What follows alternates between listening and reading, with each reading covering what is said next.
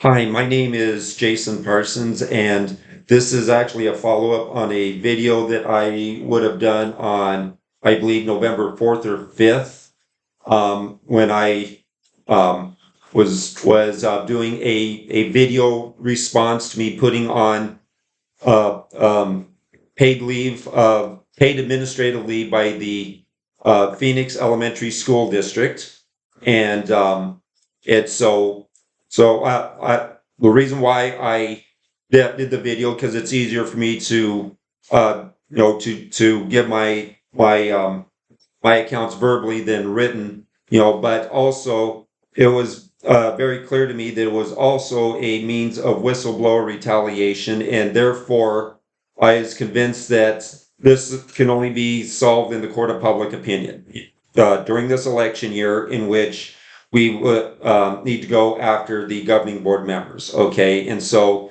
as far as an update on that, so basically, what I believe they're retaliating against me is on November 2nd, I sent them an email informing them that a new policy of theirs, in which the autistic children of their school would no longer be allowed to eat their lunches in the classroom, was a violation of their ADA rights because of the fact that a lot of them cannot be in the cafeteria. And so, so um, about a week later, um, I finally got a response from Mr. Lodato, the principal, and saying that, oh, it was all just a misunderstanding that one of the IAs named Lorraine misunderstood the directions and all kinds of blah blah blah nonsense. But bottom line is, Lorraine wasn't the one that told me. Okay, I was told. Well, first of all, Lorraine is a Mexican immigrant with with an accent. Okay, and so that the head of HR, or at least this department of HR, who is a middle-aged Caucasian male, that thought that, oh, that this would be a great scapegoat, just simply blame the immigrant with the accent. Well, here's the thing. Lorraine's, yes, she has a slight accent, and I've known her for a year and a half. Her English is more than adequate to understand any directions given to her pertaining to her job. Okay, it's that simple. Now, the person who actually told me was another IA, Tatiana, who is African American, speaks perfect English. Okay, and her account is not only that those two were there, but another lead teacher was there, Mr. Nelson, okay, who was actually assigned to a different classroom. So no, that there wasn't a misunderstanding, and so when I wrote the email, I'd actually wrote it the previous day, and I waited till the next morning to send it off, but I took it over to them, in the room, which is actually Miss Gaetano's room. And so I first had Miss Gaetano look at it to make sure that the email wasn't, you know, excuse me, too strongly worded. And she said, "Oh no, it definitely wasn't," but she definitely, wanted to find out more about what was actually said because she wasn't actually there. And that's when Miss Tatiana spoke up, said, "Oh yeah, but I was there. I heard everything." And not only did she verify everything that was said, but also she proofread my email, for accuracy, and she only found one punctuation mistake, which actually I'm impressed. That's pretty good for me. But anyways, and so then later, after I sent the email off, I happened to be by Mr. Nelson's room, and one of his IAs, I don't know her name, she was hired on after the school year started, and informed them, what I was doing, and if this was all just a misunderstanding, by a immigrant who doesn't know English, okay, then I would have expected them to look at me weird, like, what in the world are you talking about? But that is not how their expression. The IA's expression was one of shock that I was absolutely that I was making very strong allegations against the district as far as violating ADA rights. While Mr. Nelson's response, well, what was one you would expect from somebody who doesn't believe that the district is going to care about what I sent them. Okay. The kind of apathy that comes from him having at least a dozen years of experience, because he was an IE before then. At least a dozen years of experience with the school.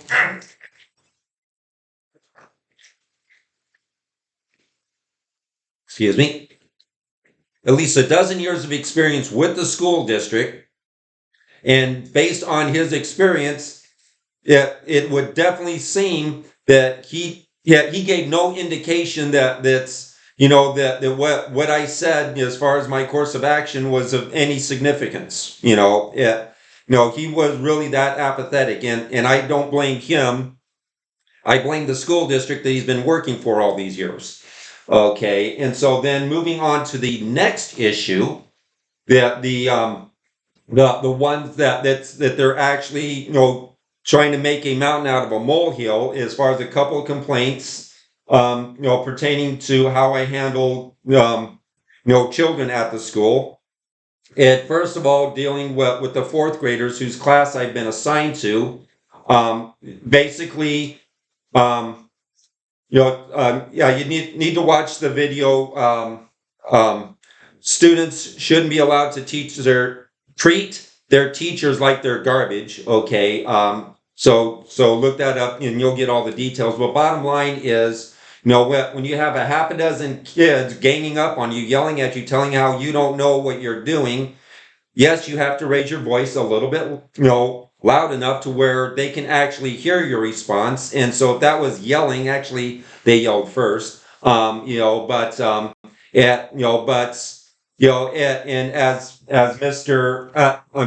Miss Douglas, pointed out, well, that these specialist teachers also yell at those kids all the time because they're absolutely unruly with them as well.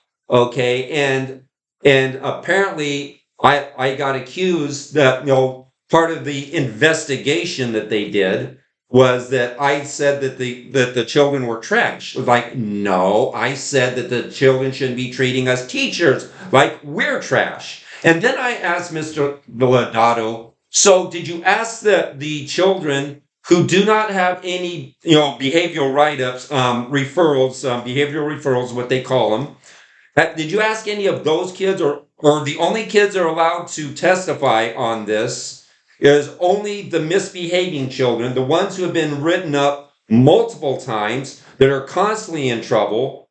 They're the only ones that get to testify as to what happened, while the children who never get in trouble, their testimony is irrelevant. And he's like, oh, no, it's like, no, we didn't, interview any of the kids, and it's like, and I didn't say anything, but it's like, okay, I got a text from Miss Douglas that they were pulling kids out of the classroom. Okay, the day after I went on leave of absence, so somebody was talking to some of the kids. Okay, so what was their investigation to simply lay out all carefully lay out all the allegations, or were they actually trying to get the truth? So based on so when you combine the two together, Miss Douglas letting me know that they were pulling kids out of the classroom, and Mr. Lodato saying, oh no, the kids weren't interviewed, it sounds to me like this wasn't an investigation, this was a witch hunt. Okay, get all the kids together, have a complaint, and make sure that they have a nice coordinated complaint, and so that way they can invent an excuse to let me go. So he had told me that they would be making their decision prior to me telling them asking all these questions, but that they would be making a decision on my employment later that day. Then at the end of the day, he got a text like, the investigation is still ongoing. I'm like, yeah, it sounds to me like the investigation has never actually started, and basically I have them in such a bind, especially with the fact that I made it very clear that this is going to be settled in the court of public opinion, that that they don't know what to do with me. On one hand, the fact that I'm actually doing these videos and putting them online, that's automatically grounds to fire me. But at the same time, that I've also made it very clear that I have recordings of several of these meetings that I have had over the years with HR, and I don't think they want those recordings on there because it'll make it very clear of the policy of discriminating against me because I'm autistic, and as an advocate of autistics, I'm trying to explain to these, to my neurotypical coworkers about what autism is and how to better understand autistics, why they do what they do, and more effective ways of working with them.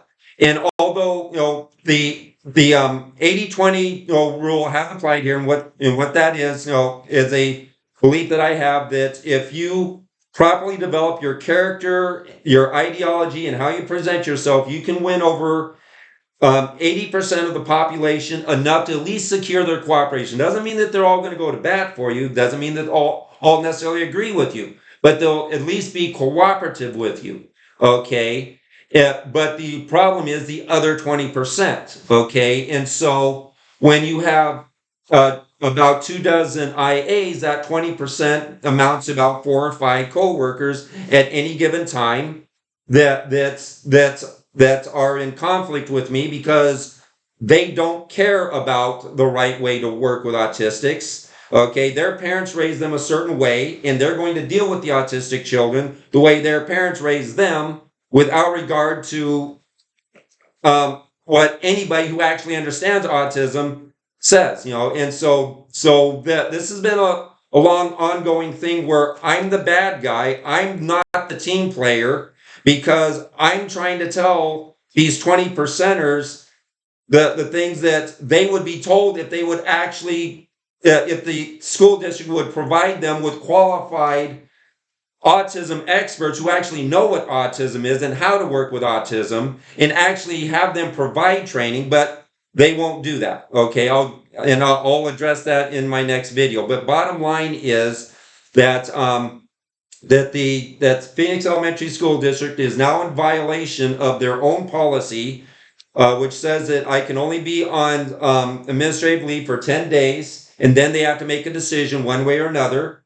Okay, the 10 business days. Okay, and that 10th business day was last Friday. Okay, at the end of business last Friday, they were in violation of their own policies pertaining to how to deal with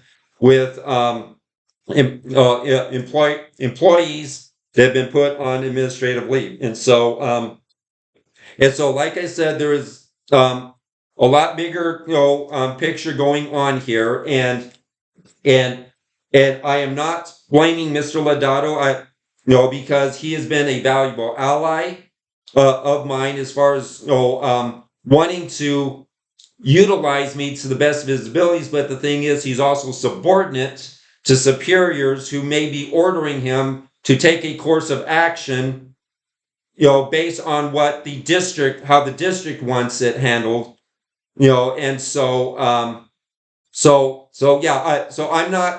I'm definitely not ready to declare Mr. Lodato a bad guy until I have absolute proof that he actually supports this course of action rather than being ordered by his district superiors to engage in this. So Mr. Lodato, I'm not going after him. Basically, I'm going after the governing board because they are politicians, they are elected politicians, and ultimately they are responsible. That they appoint the superintendent, who then appoints the different department heads and all that other stuff. Okay, ultimately it starts with the governing board.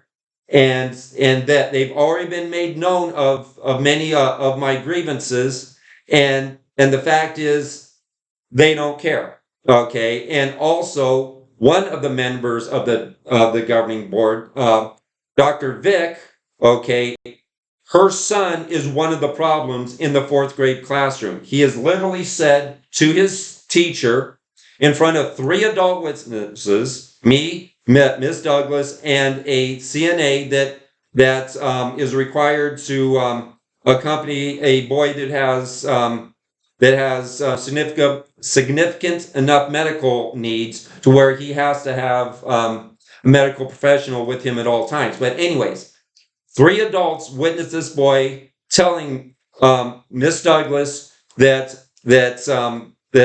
they don't have to listen to her and that she's not in charge of the class. He literally said that. Okay, and that in and of itself is grounds to have Miss Vick thrown out of office. If that is how she is raising her son, she should not be on a governing board. Okay. So again, I'll be going into a lot more detail about the systemic issues that are going on at the Phoenix Elementary School District on a video that I'm going to be doing tomorrow. So until then, I bid you good day.